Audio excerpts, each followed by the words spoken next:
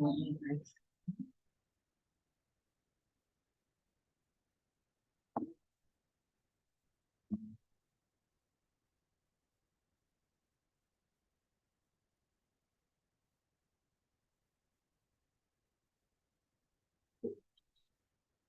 evening, everyone, and welcome to the Township of North Belfast Committee of the Whole meeting for November 6th.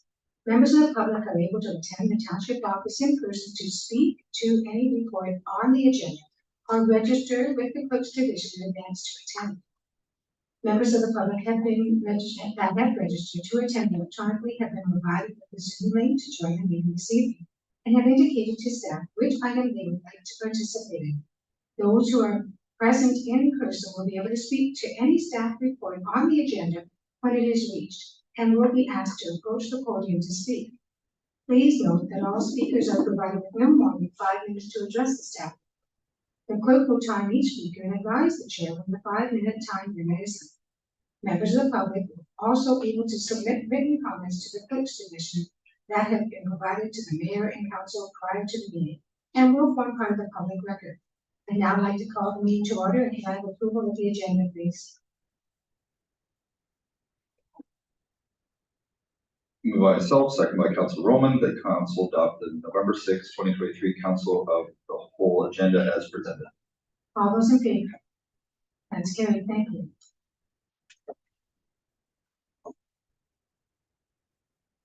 I'd now like to begin the Indigenous acknowledgement.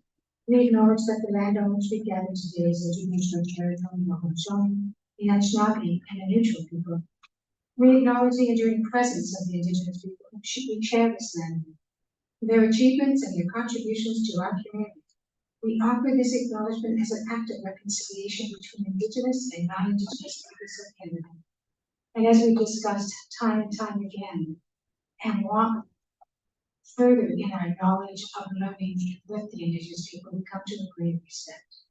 And respect is everything. As Chief Ada Hill told me a while ago, that's what they want. They want respect. And we should not feel threatened by respect. Embrace it. So let's pause and reflect on it.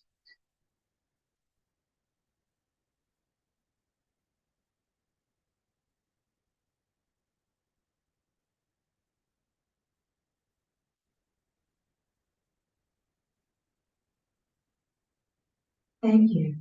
Is there any disclosure of pecuniary interest or general nature thereof? Seeing none. Motion to adjourn council and citizen committee of the whole. Moved by myself, seconded by Councillor Roman, that council adjourn to sit as a committee of the whole. All those in favor? Carried. Thank you.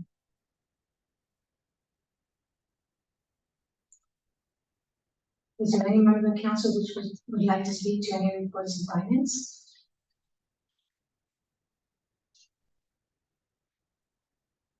Do you know if there's anyone who wants to speak on? It is the bank selling authority, a financial update, and a pre-budget approval on long lead or price sensitive capital projects. So that's all good. And can I have the motion of Councilor Williams? I just ask some clarification questions for 6.1 and 6.3. 6.1 and 6.3. Go ahead. Thank you. So for 6.1, on page 2 of the report. Sure.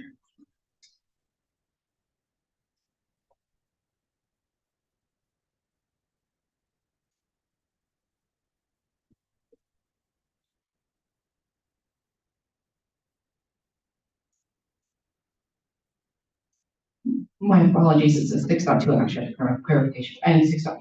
So on 6.2, page 2, it talks about a lot of the corporate services and fire emergency services are all operating within budget, but it mentions that council administrative expenses are in line with budget, and I was just wondering what the differences were between operating within budget versus in line with budget.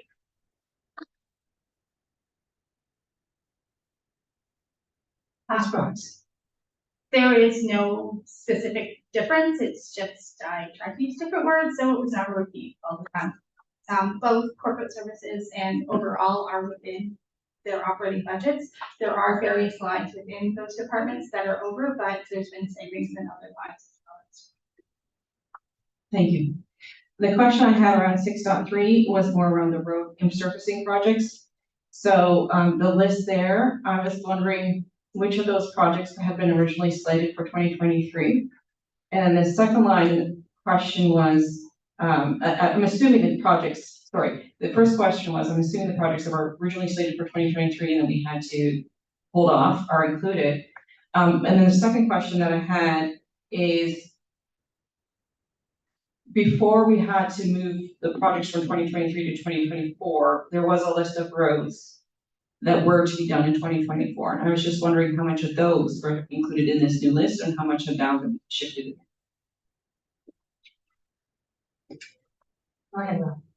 Through you, Madam Mayor, to the councillor. All the projects in 23 are included in the budget for 24, and then we have some additional budgets or additional roads slated as well. We put in provisional roads and we have additional road resurfacing, essentially shape and pave, which is a lesser intrusive version of doing some roads. So we're trying to maximize what we can do for budget.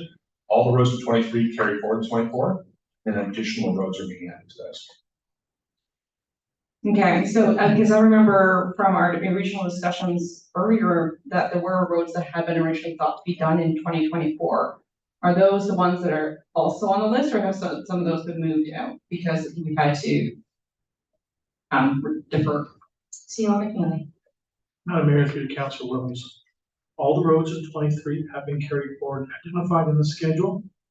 Excuse me, 24 program is as shown. So that's Edworthy Side Road, Alps Road, and that section of Greenfield Road. Between 2204 Greenfield Road and 200 meters east of 2040 Greenfield Road. Okay. Any further questions? Councillor Rossner, would you please read the motion? Moved by myself, second by Councillor Roman, that the committee of the whole recommend the following item be approved as presented as outlined in the staff reports listed in the finance function area. 6.1, report number FIN 23-2023, 2024 bank signing authority, that FIN report number 23-2023 be received, and the council adopt as the authorized signing authorities for checks for the 2023-24 term be assigned to the following individual. Mayor Sue Boxton, Deputy Mayor Derek Costner, Christina Brock, Treasurer Director Corporate Services, Andrew McNeely, Chief Administrative Officer, and David Takas, Deputy Treasurer and Financial Analyst. And that Royal Bank of Canada be notified that these signing authorities remain in effect until November 30th, 2024. 6.2, report number FIN 24-2023, financial update, September 30th, 2023. That FIN report 24-2023 be received.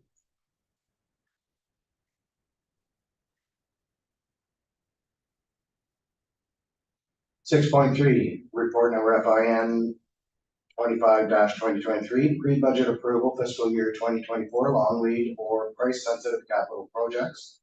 That FIN report number 25-2023 be received, and that council, notwithstanding the annual budget approval process following 2024 capital projects as indicated in this report, be pre-approved in order to expedite the tendering and request for proposal for processes. A, fleet. Fire Quint apparatus, fire deputy chief, fire prevention officer vehicle, LNCS medium duty hoist truck. B, equipment study software, fire bunker gear PPE 5 sets. C, infrastructure, Public Works annual road resurfacing rehabilitation program, Public Works, Elliott, Inglis intersection and Inglis Street resurfacing, Public Works sidewalk replacement and spot repairs. D, facilities, Public Works new well at Public Works Depot, Public Works hydro service upgrade at Public Works Depot, LNCS Roseville Community Center roof. E, parks, LNCS rehabilitation, Victoria Park tennis courts, pickleball courts. And that upon delivery and commissioning of the new Quint fire apparatus, that existing pumper 71 be deemed surplus, and that staff be authorized to sell the apparatus through a competitive bid process, with the net proceeds from the sale to be directed to the fire rolling stock reserve account. Thank you. All those in favor? Carried, thank you.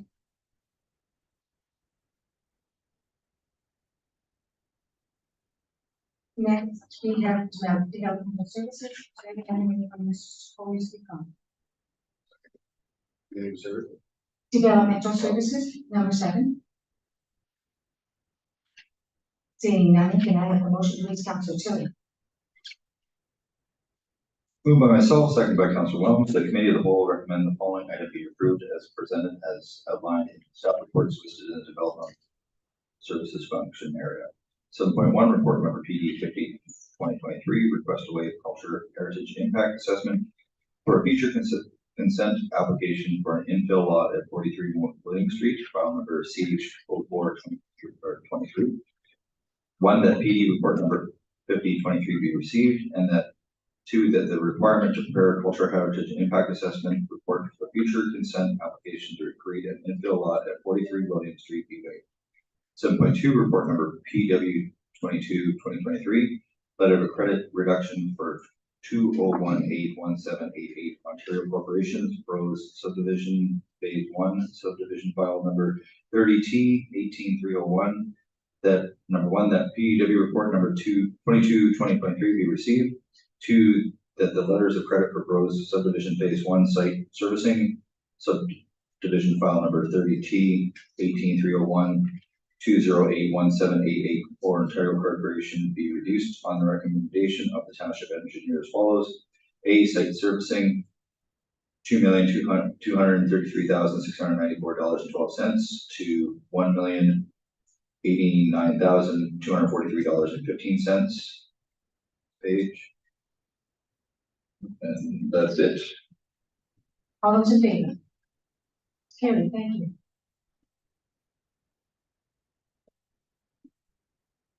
Next is the community services function, and on item 8.4, we will have to select names. Are there any other items we wish to? Council Austin. I just have a quick question on the arena lighting 8.2, and any others? Go ahead, Council Austin, go ahead.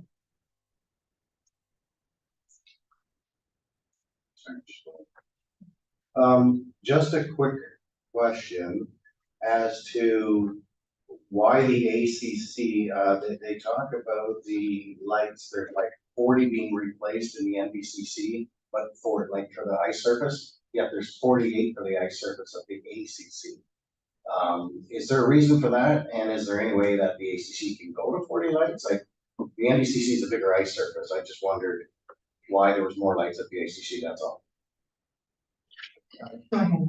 Your worship, to the councillor, it's just simply the configuration of the surface itself. 48 lights have a lower wattage, so you're getting the same illumination level essentially.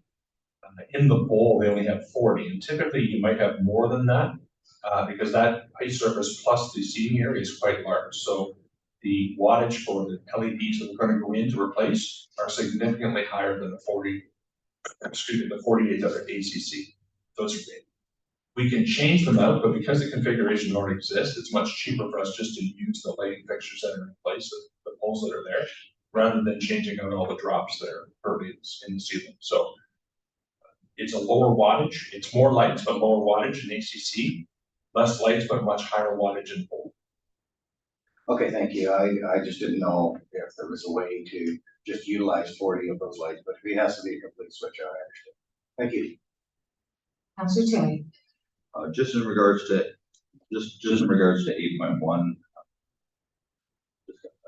Okay. One second to just pull it up.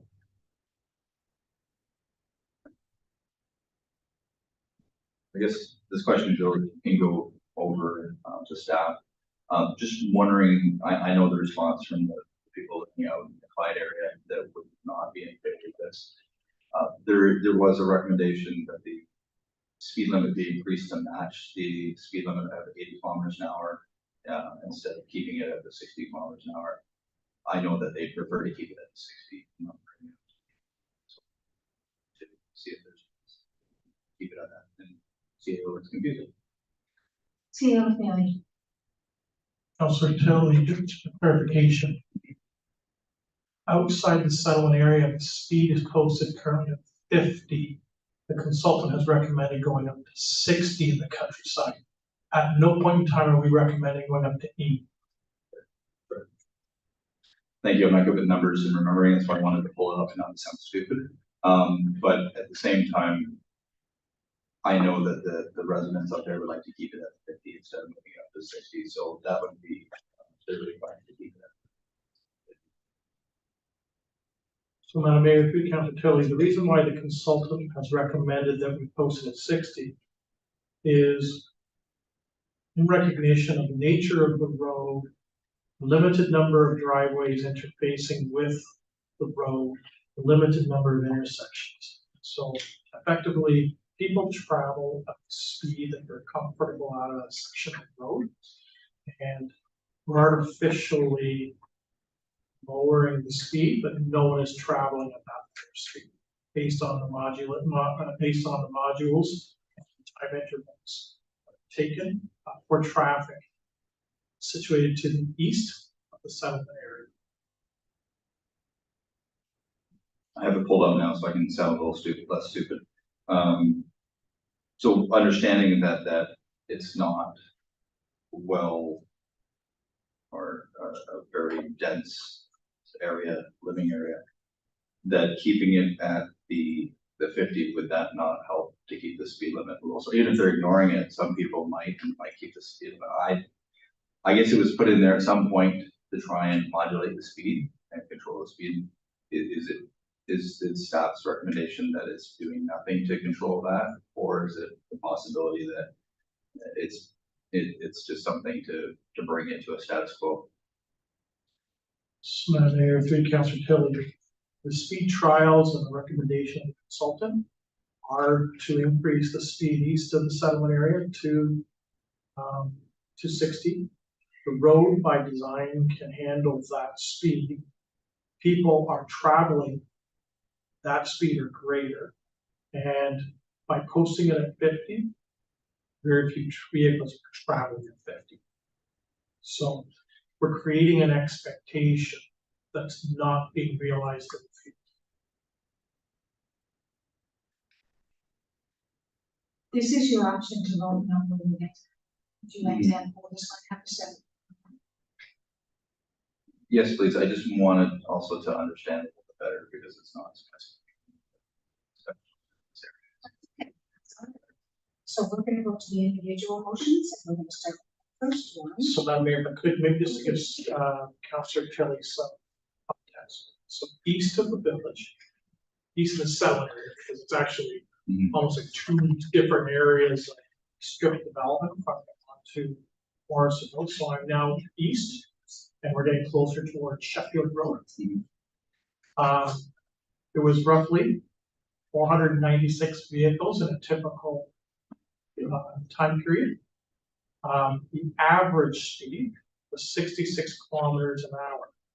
However, the 85th percentile, which is typically the benchmark we use to monitor traffic and make decisions, was 79 kilometers per hour. So we had 93% of the population traffic movements going above the posted speed of 50 kilometers an hour. And we had roughly 32%, a third of the vehicle movements were 20 kilometers an hour or greater than the posted speed. The signs aren't doing anything to modulate speed except creating a false expectation.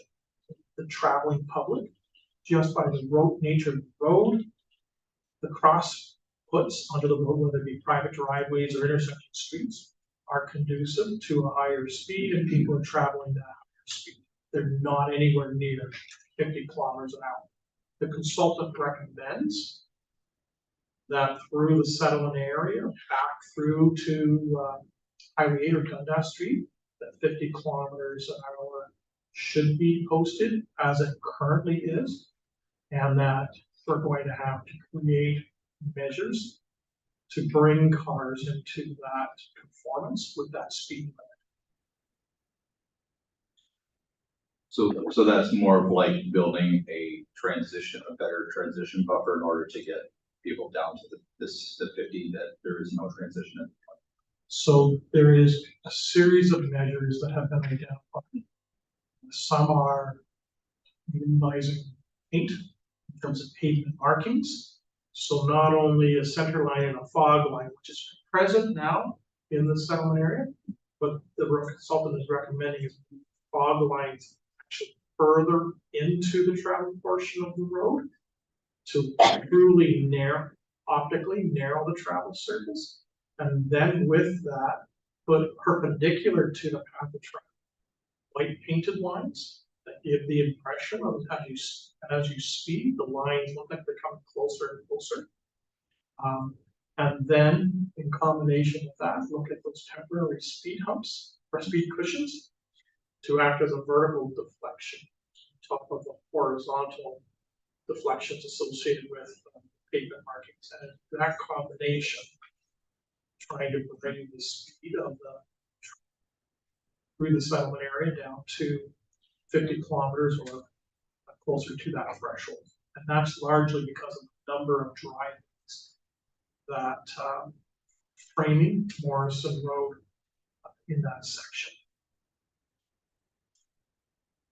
Last So- question, and then we'll go ahead. Okay, if this, hopefully. So with my understanding, and because my understanding is that I drive about 50,000 kilometers plus a year. So if there's an inch given, people are gonna take a mile, is what my concern is. That's where my brain's at, that's where I'm sitting. But I'm trying to comprehend this better, instead of just saying, well, we should just pretend to do this and this is going to help it. The study's been done by obviously a professional group, and it's been, it's succeeded in the past. When we do this, this is the transition is going to help to get the speed down, is what I'm going to be reporting back when people come asking. This is the intent, to give a better transition in order to get down through this village down to a better speed limit. That is the intent. That's again just summarizing. And if I may, I'd like to remind the council staff will give reports based on what they're given and by the professionals that we hire. It's our job to look at those reports, evaluate them, and see if they meet the needs and where we want. And vote decides that that's not a big. Do you want to make a comment, Councilor? Member, if I could get Councilor Rothschild, right, what does having a 60 and then transitioning right when we want the speed to drop to the 50 would be very helpful. Because people aren't, as the CEO mentioned, people are not traveling at speed limit now as they come across, because there's not a lot of homes in that area. Our intention is to drop it to 50, and when it drops to 50, we'll have speed modulation, speed cushions right there. So they have to drop to 50, and it really emphasizes that drop in speed. And our goal is to keep them through that speed in that entire area of the highway. Councilor Rowland. Anyway, so I do understand Councillor Tilley's concern about this. I mean, it seems counterintuitive on the one hand to be saying, let's put in speed humps. On the other hand, let's raise the speed limit, right? So I'm glad that Mr. Raycroft explained about the emphasis on lowering the speed at the settlement area. I guess what I'm wondering is, should we be looking at a permanent sign, you know, to kind of flash and say how fast you're going? You see those, you go into Paris, you go into Plattsville, you see those kind of signs telling you where your speed. We've always used temporary ones, but is this a situation where if we really want to focus on what the speed is traveling into the southern area, and if this is a concern as Councillor Tilley has raised, should we be looking at a permanent speed sign? I think that's a discussion for another day. And report is before us, we can also make a motion down the road and have direction to send. Would you like to do so? Do you have things down? I think at this time, honestly, and I appreciate Councilor Roman's opinion on this. I think at this point, I think the plan is good, and I mean, at this point, it's how actually I can ask staff how long those temporary signs have been there now. That's the part I can't remember. I think it's been over 6 months. The temporary speed signs, right? So Madam Mayor, through to Councilor Tilley, we rotate those through multiple locations across the township. We have data, the consultant also went out and augmented that, and they have utilized their data in their report. They referenced the fact that they also viewed the township's data, which has been taken out over a period of three years in that stretch. The only time we do not do the traffic counts and or speed counts is through the inclement weather of the winter. Can I have the motion, please, Councillor Rowland? Moved by myself, by Council Williams, that PA report number 23-2023 be received, and that staff proceed with the outline safety plan for Morrison Road, Highway to Sheffield Road, which includes the following: that the speed on Morrison Road from Sheffield Road to approximately 2090 Morrison Road be posted with a speed limit of 60 kilometers an hour, remain consistent with the road section situated to the west of Sheffield Road. 2, that the speed on Morrison Road from approximately 2090 Morrison Road to the intersection of Highway 8 remain posted at 50 kilometers an hour. 3, the purchase of temporary speed cushions in the 2024 capital budget for seasonal installations in approximately 2090 Morrison Road to the intersection of Highway 8, along with caution signs indicating speed cushions / traffic calming measures. 4, the painting of horizontal lines in the area between Shellard Road and Sheffield Road as per the TNS recommendation. 5, the painting of the fog lines slightly narrower in the area from 2090 Morrison Road to the intersection at Highway 8 to assist with visually narrowing the lanes for traffic, the lanes for vehicles as per the TNS recommendations. 6, that staff continue to utilize the mobile radar speed sign, rotational in each direction, to inform drivers of their speed on Morrison Road between Shellard Road and Sheffield Road. The monitoring will also assist in determining whether the measures proposed are assisting in modulating vehicle speed through the section of Morrison Road corridor. And 7, staff initiate a process of engaging and informing residents along Morrison Road from Highway 8 to Sheffield Road proposed traffic calming measures in the January-February 2024 time period. And the staff return to council in April 2024 with a report to update council on next steps and present the amending bylaw for the speed limits on Morrison Road between Sheffield Road and Highway 8, and that no action be undertaken on the installation of an all-way stop control at the intersection of King Street and Albert Street in Branch. All those in favor? Carried, thank you. Who's told to speak now? I heard you.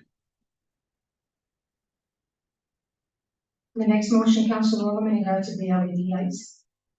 Moved by myself and by Councillor Ossner that PA report number 24-2023 be received, and the staff be authorized to apply for the Save On Energy rebate program related to replacement of the high bay arena lighting at both the North Dunkeys Community Complex and the Air Community Center with new LED luminaires, and that staff be authorized to include the estimated program cost of $61,755 to replace the current high bay lighting at North Dunkeys Community Center and the Air Community Center in 2024 capital budget. All those in favor? Carried, thank you.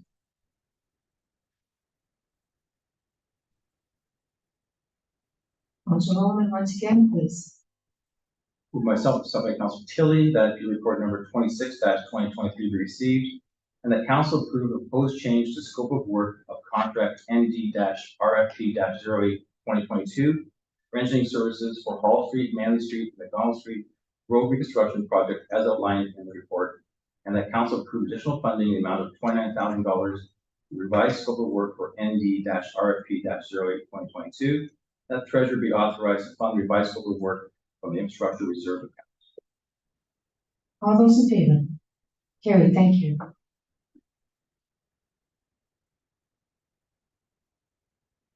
Next is the naming of the parks and projects. And I'm just going to join this page. Okay. We would like to open the discussion. Councillor Rowland. Madam Mayor, looking at the proposed names for 23 Challenger, I think given the context of Challenger and Freer both being names of veterans, that it makes sense to me to do Appleyard Park. Sort of ties in nicely with the surrounding streets. So that'd be my recommendation, my vote for Appleyard Park. And with regards to the larger park at 291 Robert Walmer Street, I like the name South Air Park. I think it's very simple and just very clearly establishes where the park is located. And we don't get into any critiquing of our name. Any other comments? Councillor Williams? I concur with Councillor Bowman on this one. I was just the very same way, the very same reason. Councillor Austin? I agree with you 50%.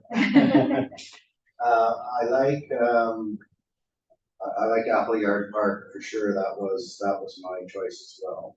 Although Thistlebrook Park is nice too, but Appleyard, I think is more appropriate. I was, more leaning to Eagle Mudge Park for the,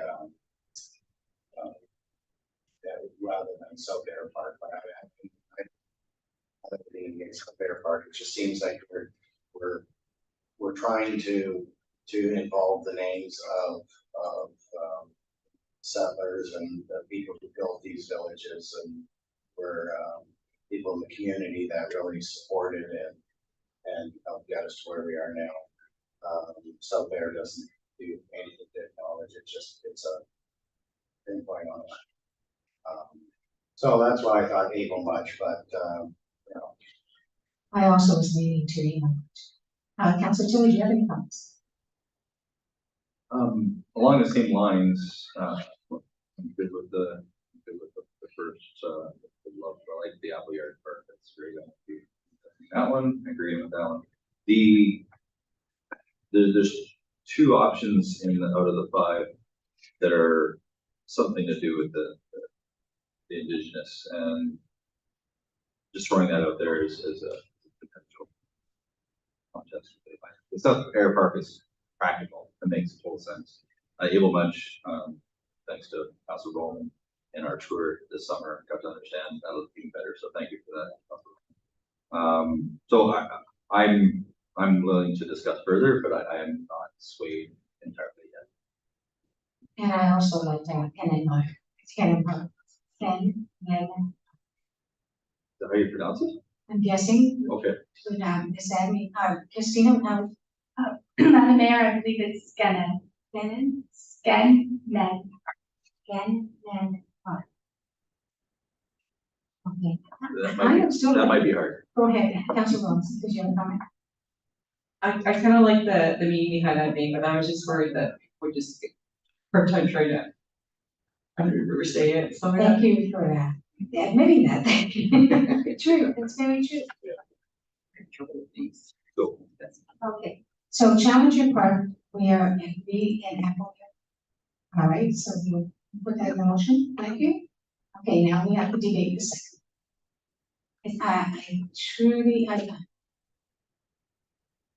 I agree with Councilor Williams, although I do like the name.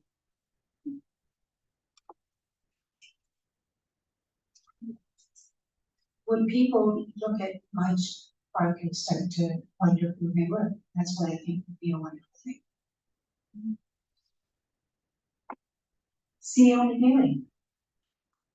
Madam Mayor, we also have a parkette which will come on in Rockshire subdivision, which is really at the edge of where Eagle Mudge set up the homestead, and maybe Rockshire would be an appropriate area to name the park after Eagle Mudge, because it's right at the edge of the settlement boundary of Ayr from 1824. Very diplomatic, CEO McNeely. So then if we defer the Eagle Mudge one to Later Park. It's now between South Air and not even trying to say your name. So I see your point. Now the agreement on South Air. I retract my mistake. I didn't even try to attempt to say it. So.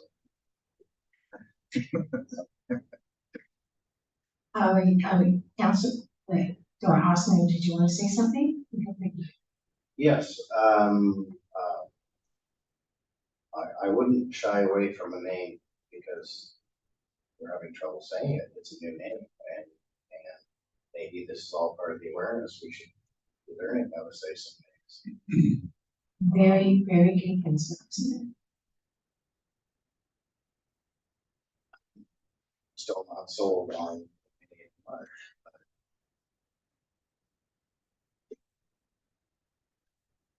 Councilor Norman.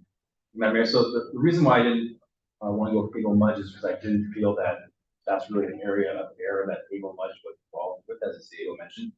To me, the lawn bowling area, maybe rename that Eagle Mudge Park, that's where air was found, Eagle Mudge, that's where he was, in that part of air. This area, obviously either in farmer's field or it was forested area or whatever, before it was settled. So to me, any of the names are really not really relevant. I don't, it's even the Haudenosaunee name, at that time, it probably would have been neutral lands, not Haudenosaunee land, I would think. So I didn't want to get into all that. That's why I thought we'd just go with South Air Park. It'd be a lot cleaner and simpler. But Councilor Austin. So that we're not gonna move Schmidt Park now because Jim lived on the other side of town. Behave yourself. Oh, what are the thoughts then? I'm gonna go one time. So, I did some thinking about this because, you know, it was kind of, it was a hard choice. This one was definitely a hard choice. The first one was like, oh yeah, this is pretty straightforward. But this one, it was a hard choice, and I thought to myself that South Air Park seemed to be the one that stuck out to me as the best option. And it also allows, you know, if there's someone of significance that a later council wants to commemorate, it also allows for more of a name change rather than something else. I don't know. I just felt like the right name for this, so I'm sticking with that. thank you, Councilor Bowman. yes, I agree with Councilor Williams. I think South Air Park would be my choice. Thank you, Councilor Tilly. Love to do last.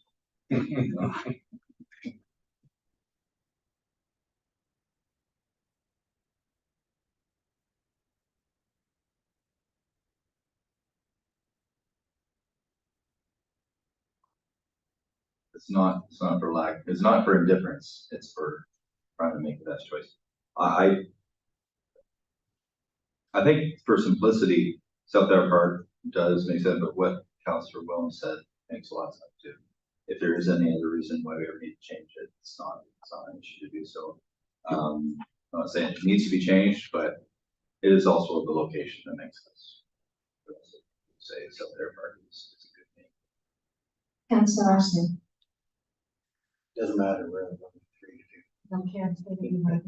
Go ahead. 2. Scannon Park. I have to totally agree with Councilor Austin. If we're ever gonna move towards respecting and being in the Indigenous and more, I think this would be a problem thing. But we have 3 to 2, and therefore it is Councilor Tilly. Are you gonna start with? Scanlon Park, I like the vote. I like it. I like the reason. I like it. I was against it only because it's confusing and I have enough problems with words as it is sometimes and getting them out. I like the whole Indigenous connection. It's going to be difficult for people, but it's going to be noticeable, and I'm sure our friend who's going to be sharing that information will get that news out there, and it will be knowledgeable at some point, and people will start learning. It's not too far, it is a step situation, but it's not, I love what it stands for, you know, balance and peace. And I really do that, and we can learn. I can learn, Christina will teach me every day until I have it. All of us. Any other questions or comments? Councilor Rossi, you can speak to you. You know, I'm thinking. If that is the name that we go with it, and when we do the sign, can we put balance and peace underneath? I was thinking the same thing, staff, when we direct you to please put translation of balance and peace somewhere. Thank you. And no other questions, so staff, you have the motion?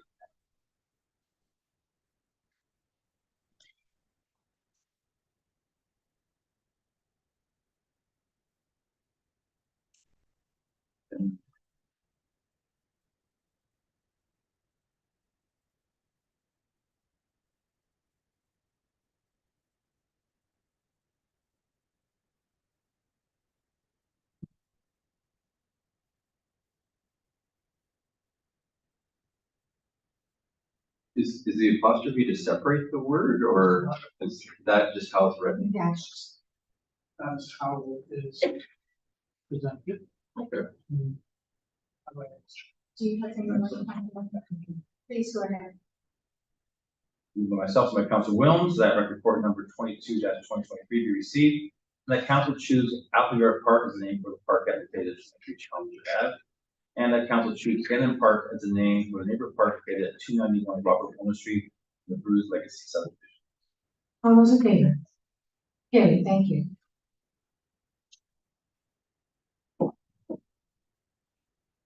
Next, Council Roman, I have a question about this, and is anyone else have a comment or question?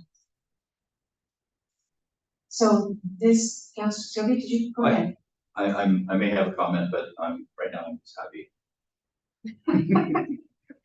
This does not include the fireworks. I'm going to clarify that. Or it could potentially works. Whatever they're looking for in terms of how those respective communities wish to spend their allowance. What staff was trying to do was ensure that it was toward programming and delivery of activities, whether it be performers or something similar. There was a question in terms of how to ask of how they could be spent earlier this summer. So we're trying to provide that clarity to the community groups. Thank you. I just wanted to make sure it didn't hinder fireworks. Council Tilly. Just as again, appreciation of the initiation of this. Both Brown and, Branchton and Clyde did their own minor fundraising, if you want to call that, collections, while the event was on and prior and before. And this fund has helped that doesn't go in deficit, so somebody's overburdened, and so it actually helps, and it does allow for the community event to happen, to be well received. So it is being well received by the two communities that I'm working with. So. Thank you. Can I have a motion, please, Council Roman? Moved by myself by Councilor Ossner, the record report number 23-2023 be received, and that council approved the staff recommended criteria required for neighborhood groups to apply for the use of annual funding towards leisure community events in the rural communities of Clyde, Branchton, Browns, and Roseville. All those in favor? That's carried. Thank you.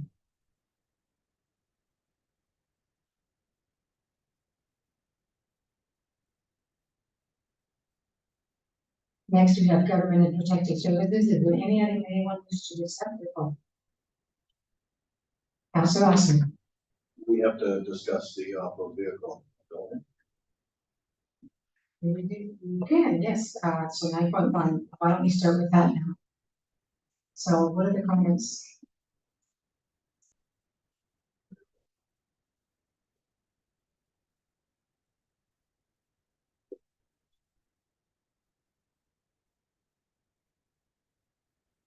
The bylaw, and the motion actually said that we're going to repeal the bylaw and on off-road vehicles. And Four options. So, the motion states that we repeal. oh, But there is 4 options. So it says repeal the bylaw in the jurisdiction of North Dumfries, be introduced at November 27, 2023 council meeting. So repeal the existing bylaw and wait till 2023 council meeting. Okay, so this is just, the follow-up report and staff recommendation. And then we're going to vote on this on the 27th. See you again. So Madam Mayor, this report, it does identify what's occurred over the last 4 to 5 weeks when we went out to the community. And I would suggest, as identified in the staff report, those 26 or so individuals that participated in the consultation process were almost split 50-50 between maintaining the status quo and or repealing current restrictions. So there was no decisive position taken by the community. They were evenly split. But that vote takes place on November 27th. So what this report is doing is it's recommending to council that at your regular council meeting at the end of the month, a bylaw would be brought forward to be voted on. Council actually adopts that bylaw. It would be to repeal the 2020 bylaw that restricted off-road vehicles on local township roads. Councilor Nelson. Okay, so on top of that report, I've been hearing from a lot of residents. I have not heard from one resident that wants these off-road vehicles in the town limits. Like wherever there's wherever there's high traffic volume in town, like Ayr, Roseville, in Ward 4, in the communities where we shouldn't be having these off-road vehicles. Out in the country, like I said, from you know, people getting from one farm to the other, riding on the sidewalks, I mean tractors around the, or not side, sorry, on the sides of the roads. And the tractors on the sides of roads, gators on the sides of roads. That I understand the necessity for the farming community, the rural communities to move from place to place with their off-road vehicles. However, I don't see how this is any relevance in the settlement communities. So I'm hoping, and this is consistent with what I'm hearing through my conversations with residents. So forward off to on the 27th.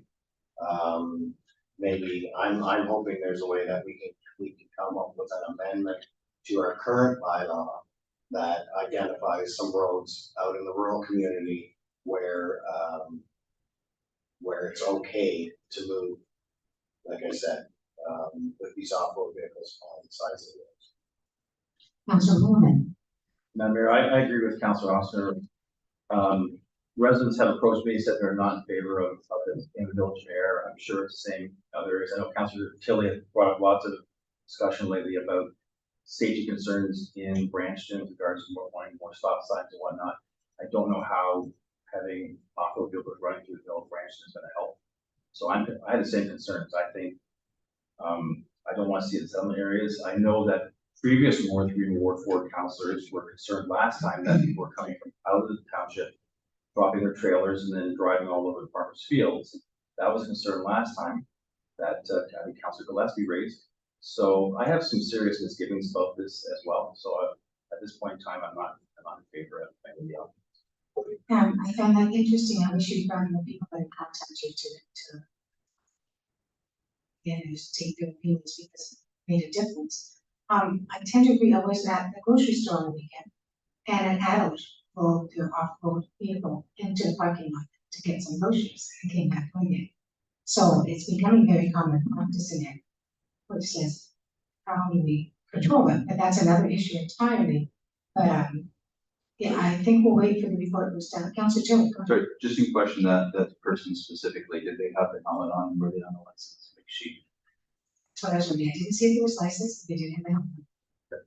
So could you, sir, just one, both Councilor Rowan and Gosner had a chance. So I just wanted to. So understanding that this is not to encourage off-road riding through downtown Ayr, and this is not to encourage people to start breaking the law or to do anything that is anything but legal and in proper context. I think the staff report had some excellent documentation on there for people who don't ride off-road vehicles on what is legal and what isn't legal. Some people tend to think if you make something legal, like reducing a speed limit or raising a speed limit, will increase people's desire to break the law. I think giving people who are not breaking law, actually working by the law, an opportunity to do things legally, it gives an opportunity for the community to start teaching people what is safe and what isn't safe.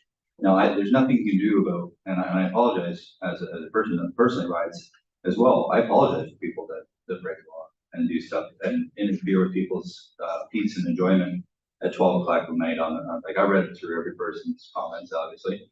And I can appreciate that. That's annoyance and it's not appreciated and it's not legal. But that's not where we're talking. We're talking the ability to enjoy an environment or travel with a piece of equipment been legalized by the province to drive on the side of a road where it's been legally allowed, and the region allows it as well, that we would be allowed to, yeah, we can drive on regional roads. You can ask the CAO, or on the side of regional roads. It's only in North Dumfries where we're not allowed to do this. And that's the point I'm trying to make, is that we are just trying to allow people who are already behaving themselves and doing it properly in other communities, and people that have to do it for their part of the work. Now, in response to Councillor Osner's statement, I mean, we can go through and name every single road out in Ward 3 and Ward 4 that are where it's purposeful to do it, but I think it's much easier just to say, you know, don't do it in this area. Now, people who do live in, say, Brampton, that do work out or do have use for their equipment out in the farms nearby, and that have a relationship with the farmers and the people out there, to say that they're not allowed to travel out to that because they have a legal licensed piece of equipment that they're operating correctly. It doesn't make sense to me to do that, unless of course it's not happening, meaning like they're not doing that. But I know that people are trying to do this. So I understand that there's people that are totally against it. I know some people in Brampton, but the majority of the people I've talked to it's understandable that we live in a rural community, and these are rural vehicles that we use as part of a rural area. So understanding that urban areas isn't going to appreciate that. I understand that. Council Bowles.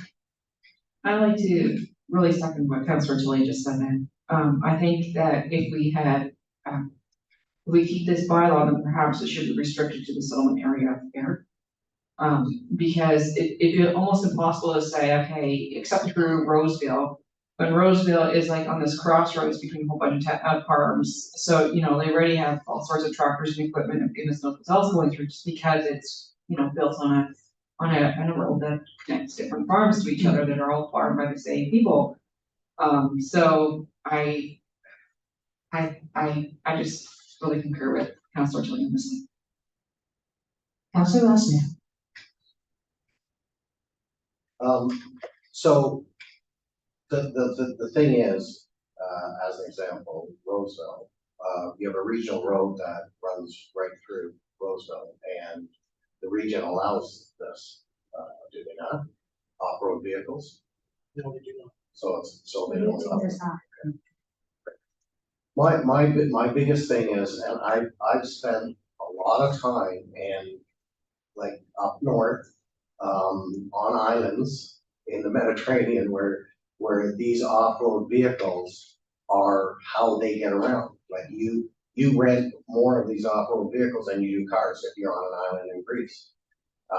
So there is a purpose for them. I understand that, and like I said, I'm a snowmobiler. I understand how communities up north operate. The problem is, I have never yet seen one of them on the road where it's been an issue in the settlement of air that have had lights, signal lights, helmets, and driving the speed limit. And that's the problem when you're going through heavily or dense communities. You're coming through there with no lights on, you don't know who's crossing the street, you can't see who's crossing the street, and another vehicle can't see you. So it's highly dangerous, and I think that really exposes us as a township if we allow this on the roads. And out in the communities, in the rural communities, I understand, I grew up in a rural community. I know how we went around with tractors, ATVs, snowmobiles, dirt bikes, 72 Toyota Corollas with no front windshield. I understand how we went around with all in the rural communities. But the problem is you can't blanket all across the township with one rule. In my opinion, you've got to be able to allow it to people that are using it and have a purpose for it. If you just want to go out for a joyride one day, if I want to go out for a joyride with my snowmobile, I throw it on the trailer, I get to the trail, and I joyride on the trail. I'm legally allowed to joyride. I don't go down the middle of the street at midnight just because I want to do something. I want to have some fun. That's not respecting your community, and it's not safe. I think you're saying the same. I think that you understand that maybe it should be restricted for the community there, and at the rural area, you should have some set of rules. I think that that's what the staff is going to look into. But I do have to say, Councillor Austin and Councillor Rowland, we have a problem. And not only did I see the person in the parking lot, but I also saw 2 young children, a block and a half from my house, without helmets, whipping around. And there's no police to catch them. And they were on the streets and on the road, and then they cut up through the railroad tracks. So it's becoming more and more commonplace. C.O. McNeely. So Madam Mayor, whether you have a bylaw or not, if they're not of age, they don't have a valid driver's license, they're not wearing a helmet, they don't have the appropriate safety aspects associated with the operation of the vehicle, it's illegal. Whether they're 50 or 15. Okay? The legislation is very, very clear. It is incumbent upon the WRPS, however. They are the entity in our documents that actually should. So it is the police service exclusively under the highway traffic and the enforcement. So if council wishes to have a hybrid, where you distinguish restrictions in terms of off-road vehicles in the context of urban air versus the balance of the township, then you're referring to essentially option 2, which was summarized in section 311 of the report and is page 84 in the agenda sheet. Council actually has to identify what roads would be restricted where off-road vehicles are not allowed. Now, think about urban air. As you add new subdivision roads, the schedule would have to be updated to capture those future roads. So on an annual basis, you're literally going to be amending the bylaw as the road inventory in urban air continues to increase. Okay. And it is incumbent upon us to specify the roads, because that's how it would be interpreted by a police officer, and if charges are laid and challenged, the courts. If you have through roads, like Brant Waterloo Road or Greenfield Road, you actually have to give the starting and ending points, because those 2 roads extend well into Ward 3. And if you're looking at, for sake of argument, urban air, you may be using the address here at 2958 Greenfield Road as the extent of the section along Greenfield Road that will be enforced in terms of off-road vehicle versus not off-road vehicle. So it's not a matter of staff coming back with another report. Council needs to write us direction, and then we would bring back that new information for council then to assess, because of the clarity that's required for enforcement. Councillor Austin.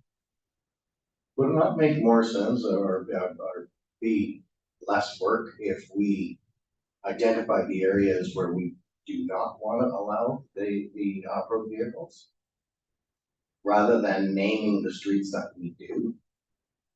That's what I'm saying. So Madam Mayor, through to Councillor Austin, what I was suggesting is, if council wishes to segregate, divide the township, you would identify those roads. Right now, by default, if you don't have a bylaw, off-road vehicles are allowed as of right on township roads. So by passing a bylaw, you would be identifying those sections of roads where you do not allow off-road vehicles. So Tilly. Silly question, but we can just make a map and just say it's from these points to these points, and without having to actually put in specific addresses. It'd have to be the written word, right? It couldn't just be a map. Councillor Austin. Sorry, just a clarification. Like, I don't understand why you can't have every single egress street surrounding the settlement of air and saying everything from here in, you can't be riding these. I think we're saying the same thing. Okay. We would be listing All right. those Well, I'm roads sorry, I thought that are you restricted. can't. We map it. because most people will understand the map versus the text. But like we have in our our parking and traffic bylaw, we list every single intersecting street that has parking restrictions or a stop sign. But we would also have a map, because from a public education perspective, that would be more readily understood. And for a police officer, it'll be very quick for them to say, oh, we're outside that magical box. And therefore, somebody, as long as they've got valid insurance, a driver's license, a helmet, and the appropriate safety equipment, they're allowed to drive on this. Councillor Tilly. So the key word that I wanted to propose as well, opening up this door is also an opportunity to start educating and teaching the proper way to do this. And I think that's part of the problem. I mean, Councillor Oxner, when you start doing it, of course, we can learn the hard way a few times, but eventually a good mentor or a good community can create a proper way to do things. And that's, as a conservationist, that's what we do in our community. We're constantly trying to teach young people or new people how to do things properly. So as an education point, teaching what is acceptable, what's not acceptable, what is doing that. And it doesn't have to be a booklet, it doesn't have to be a big thing, but there's some points maybe parents don't know. They may not care, but the ones that are giving these videos to these kids and allowing them to act stupid it could be ignorance, but it also could be not caring. But I'm hoping it's ignorance, and this might help to encourage to do things properly and to learn what the education points are, because there isn't a class like this in school. So if I hear correctly, and councillors correctly, we're looking to approve of the vehicles for wards 3 and 4. And we are looking to limit them in wards 1 and 2. And we are hoping that bylaw will come up with a bylaw that will respond to that. Is that what I hear? Staff, Madam Mayor, will be actually returning with a follow-up report coming out of this council meeting, so that council clearly understands context of what's captured in the bylaw. There'll be a draft bylaw as well, but it's our intent to bring back another report. Right, I understand that, but is that the intent of what this council is seeking? Okay, thank you. So staff has its direction, and I have, any other questions under 9? Yeah, the other one is defense bylaw. Okay, Councillor Tilly. Just 9.4 with in regards to Roma. Just are we limited to the delegations to what is being, and I'm not saying it's not a good amount. Excuse me. Are we limited to the points that were in there? Are these obviously key hot topics that are for the township that's being, is there any reason why, example, I don't see anything for request for meetings with the Minister of Transportation? I know there's a change recently, so maybe meeting with the Minister of Transportation again, but the new one, just question. So, Madam Mayor, through to Councillor Tilly, as we identified in the staff report, council may wish to identify other candidate delegation items for consideration. What staff has done is talked about issues, we sort of cataloged them, and they're captured in this staff report. So if we're gonna have a meeting with the minister, so if we're gonna seek a meeting with the Ministry of Transportation, we have to be very specific. Seeing the Minister of Transportation. Can we use the motion that we used last time, briefing that we used last? Because of the new ministry and things not coming into play, we just want to follow up on that. Sorry, I'm talking about Brantford Highway. Yes. So what we asked for in the August delegation, that work is underway. The Ministry of Transportation, we're out doing speed counts and traffic volume counts approximately a month ago. So they have started the work consistent with your delegation ask from August. Thank you. And the other thing I was wondering about, the Minister of Natural Resources and Forests is going to give us the same as last time. I'm trying to squeeze all 3 into one. The other one was Oh, Roca 6 in regards to what we want brought on lands for North Dumfries Township. And I would like this council to think about that as well, if we're running out of time. How much time do we have before we have to get these in? So now there's two different time periods there. We're to submit our delegation request as of November the 20th. Obviously, Rome is at the end of January 2024. As it relates to ROPA 6, the minister is entertaining submissions up to December the 7th. And we're bringing a staff report November 27th council meeting so that council can take a position and submit through the ministry portal on ROPA 6 and the asks for North Dumfries before that December 7th day. Thank you. I'd like, if we can, to get into Roma with him also as a follow-up to what we present to him in the 45 days. Also, if we could have CO, and when we do it, if you could have a map for council showing exactly what we wanted to achieve for North Dumfries in regards to the property and the business parks and the 401 areas. Council, how is your thoughts and ideas, please? Okay. You have to sort of say yeah, because people don't see your notes. Yes. Councilwoman. So we're talking about the lands we want to add back in, is that what we're talking about? So That's I mean, correct. so I mean, I know that we had discussed it at council previously. We talked about the lands along Brantwater Road West, all the way to Nick Road. We talked about that land. We talked about the lands at 4197.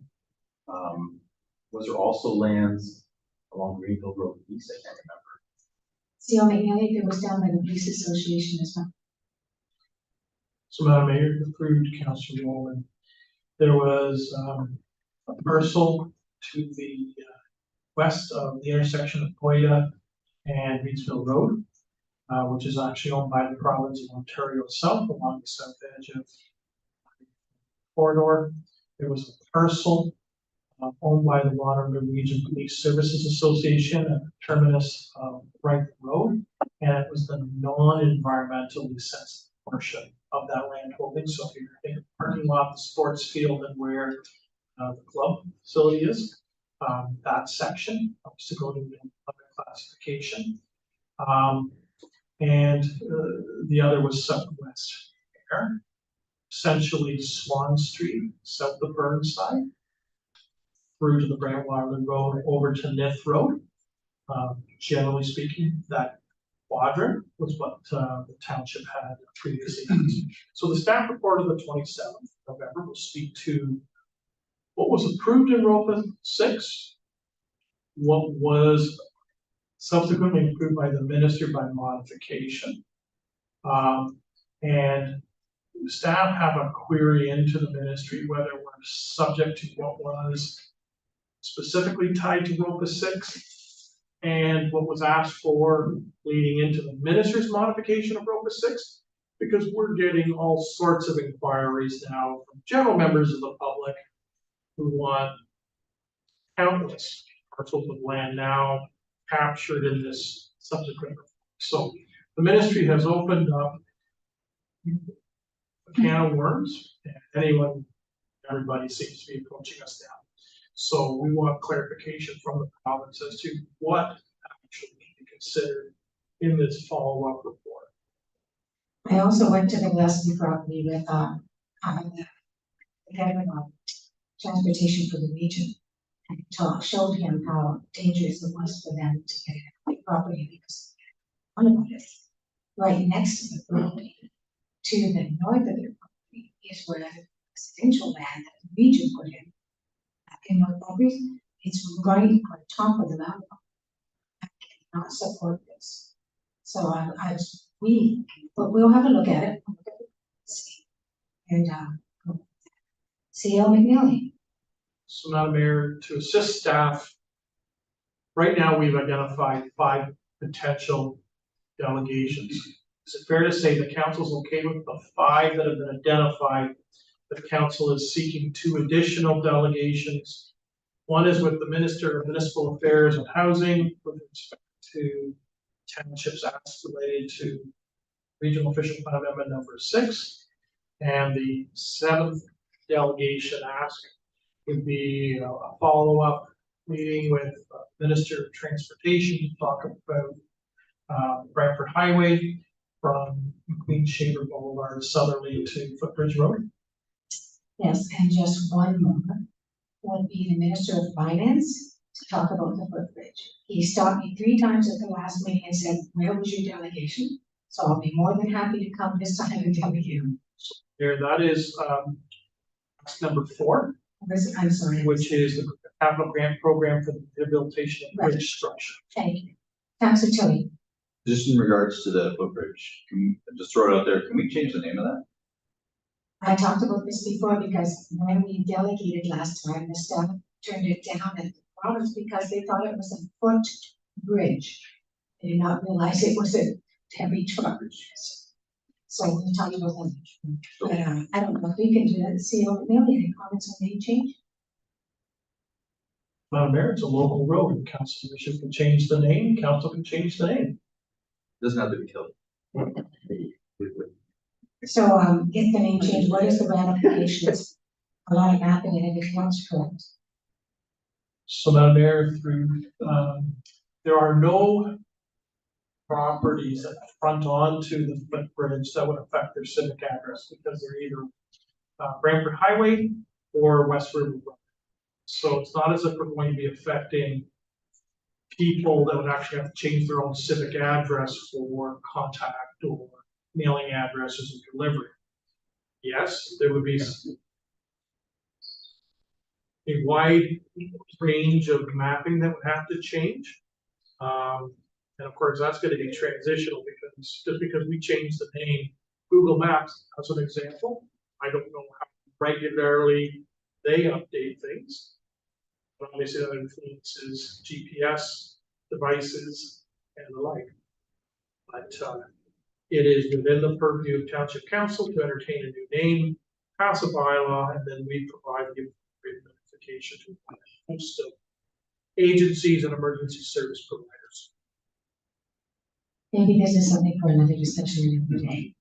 But I'm glad we got that on board. The first page of our brief could be a giant picture of the footbridge, and possibly with some transport trucks going at it. Okay, answer any other items, Councillor Kelly? Sorry, the one thing I'd like is, I think for a delegation is to, and I honestly, I'm a little naive at this.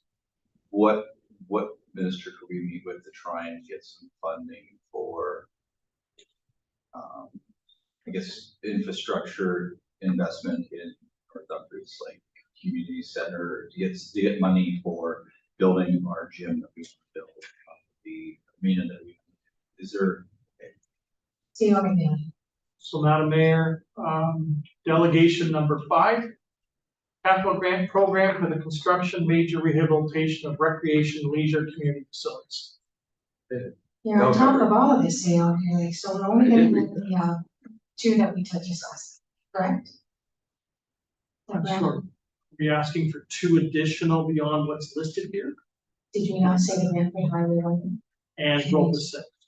Focusing. Yeah, so if council's comfortable with the 5 and you would like the additional 2, and so Ms. Sage will add that to the resolution. And staff will then submit the documentation through to the administrator. Councillor Kelly. If someone else in council had an inspirational, or staff had an inspirational thought to add in before November 20th, does it have to go through, can we add that in as it has to be done here? Yeah.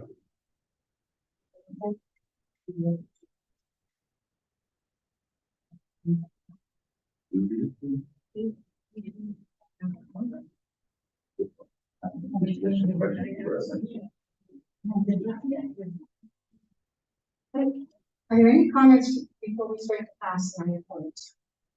And for government subject services, any other ones? Absolutely. Thank you, Madam Mayor. With regards to the meetings and Ministry of Transportation, last time we met with Minister Mulroney, she indicated we're going to increase policing. along that section of the highway. Did that actually happen, or do we know that actually? Councillor Jones, I travel that every day and I see a lot. Hopefully.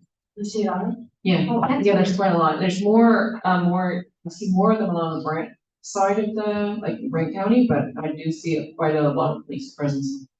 Excellent.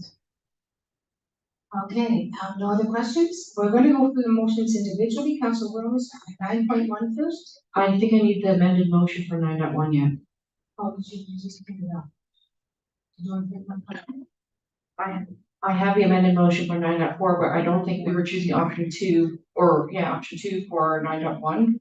And currently it talks about taking the option to repeal this bylaw completely. We wanted staff to come back with a report. Actually, okay. No, yeah. So the current recommendation in front of council is to bring forward a bylaw, to repeal the bylaw. So that would be defeated by council if council's not inclined to do that.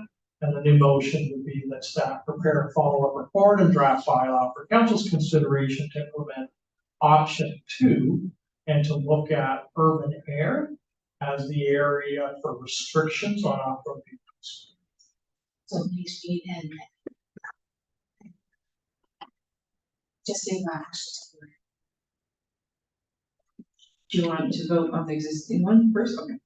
So moved by myself, seconded by Councillor Williman, that report bylaw 12-2023 be received, and that council enact bylaw number 3443-23, being bylaw to repeal bylaw 3210-20, which regulated the operation of off-road vehicles within the jurisdiction of the Township of North Dumfries, be introduced at the November 27th, 2023 council meeting. All those in favor? Opposed? It's defeated. Thank you.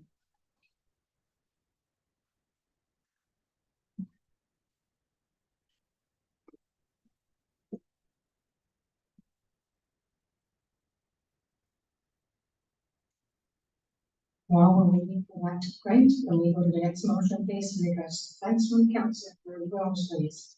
Moved by myself, seconded by Councilor Oscar, that bylaw report 13-2023 be received, and that staff be authorized to initiate a public consultation and engagement process to solicit input from interested members of the community, and that staff return to the January 29, 2024 meeting with a follow-up report to council. All those in favor? It's carried. Thank you.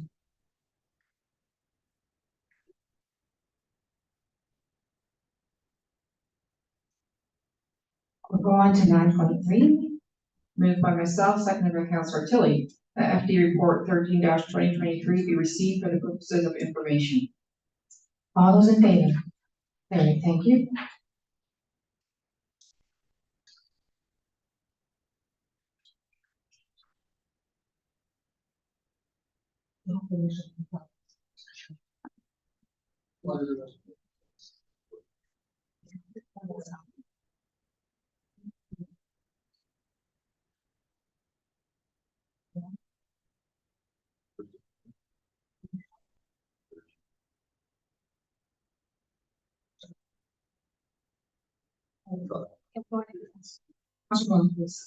Moved by myself, seconded by Councilor Holman, that report bylaw 12.2023 be received, and that staff be directed to prepare a follow-up report to implement option 2 to look at urban areas, the area for restriction of off-road vehicles.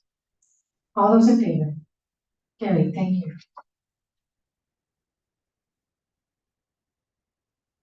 9.1, please. Moved by myself, seconded by Councilor Holman, that CEO report number 21-2023 be received, and that staff be directed to submit delegation requests of provincial government at the 2024 Roma Conference on behalf of the township as follows. Ministry of Natural Resources and Forestry, consideration of a comprehensive review and engagement on the Aggregate Resources Act and associated development review approvals process. 2, Ministry of Natural Resources and Forestry, consideration of establishing a minimum separation distance between licensed aggregate operations and urban and rural settlement areas. Number 3, Ministry of Natural Resources and Forestry, enhanced rehabilitation standards for aggregate sites. Number 4, Ministry of Ag Infrastructure, capital grant programs for the rehabilitation of bridge structures. Number 5, Ministry of Infrastructure, capital grant program for the construction, major rehabilitation of recreation and leisure community facilities. And number 6, Minister of Municipal Affairs and Housing, regional official plan. And number 7, Minister of Transportation, Brantford Highway. All those in favor? It's carried, thank you.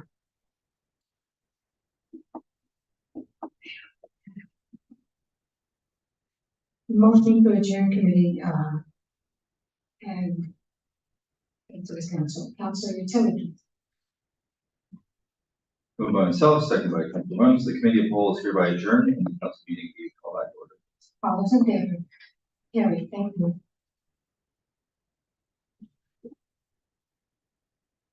Motion to go into close, please.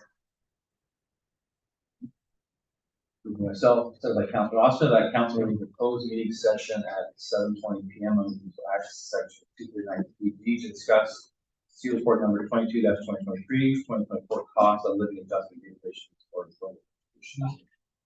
section 290 and C report number 23-2023, 5-year staffing forecast regulations for employee negotiations, section 239. All those in favor? Carried, thank you.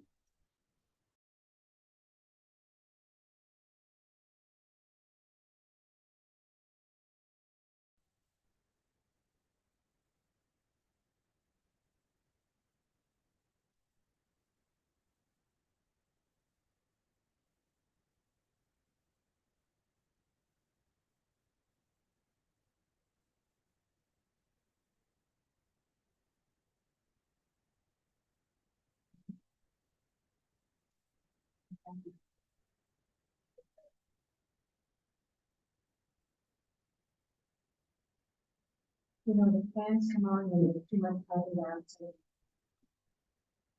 I can't hear you talking. You know how-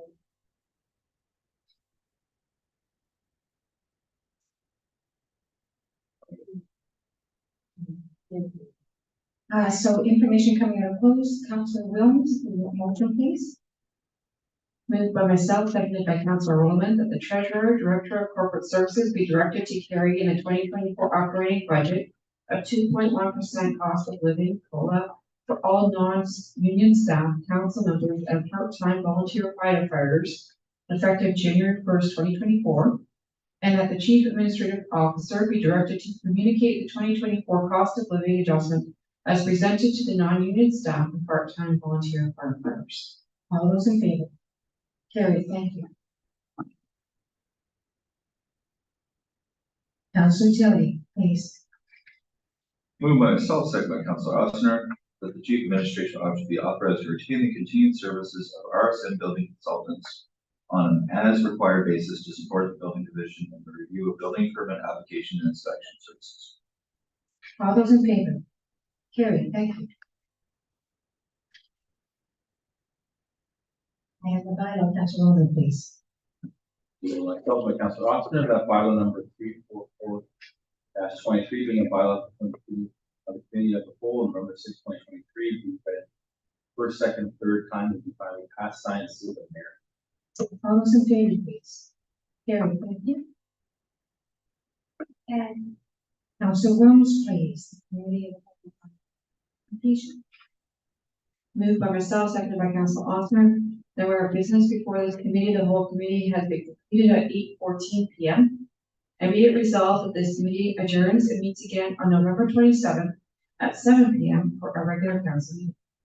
All those in favor? Carried, thank you.